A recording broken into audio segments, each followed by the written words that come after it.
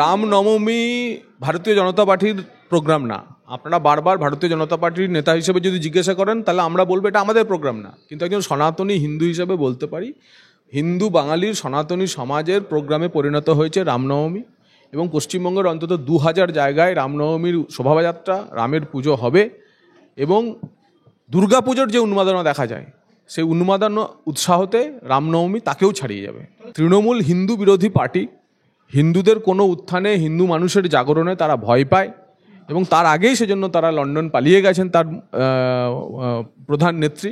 এবং আমরা কালকেও বলেছি, আজকেও বলছি যে আপনি যেমন মেজাজ ফুরফুরে করতে ফুরফুরা শরীফে কলমা পড়ে নামাজ পড়ে ইফতার করে এলেন, আপনি আসুন, আমাদের শুভেন্দু অধিকারী বিরোধী দলনেতা আছেন, রাজ্য সভাপতি সুকান্ত মজুমদার আছে, একসাথে রামনবমীতে মিছিল হাঁটুল, জয় শ্রীরাম নারা দিন। মুর্শিদাবাদ তো বাংলাদেশ বা পাকিস্তানে চলে যায়নি এখনও।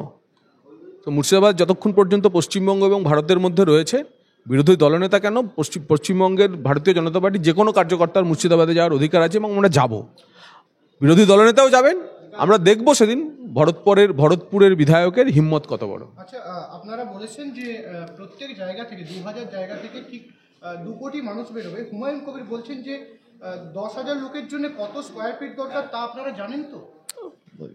অবান্তর কথা।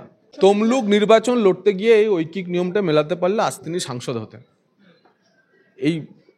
এই ধরনের নিয়ম অঙ্ক তিনি যে ফেল করেছেন তাতে তার নিজের ভোট লড়ার অভিজ্ঞতাতেই প্রমাণ করেছেন। বাচ্চা ছেলে কি বলতে হয় কি বলতে হয় না তা জানে না।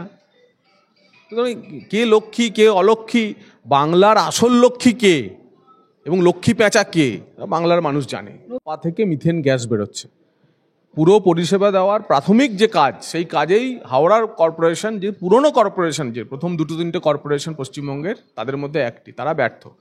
এতেই বোঝা যাচ্ছে যে এই লন্ডন করে আসলে এই লুটমারির রাজত্বে কি পরিস্থিতি তৈরি হয়েছে। এই যে গোলাম মোর্তাজা বলে যে পুলিশ অফিসার শুভেন্দুবাবুকে ধাক্কাধাক্কি করলেন, যার ফলে তিনি ইনজিওর্ড হলেন, তার বিরুদ্ধে কোনো রকম লিগ্যাল অ্যাকশন নিচ্ছেন আপনারা?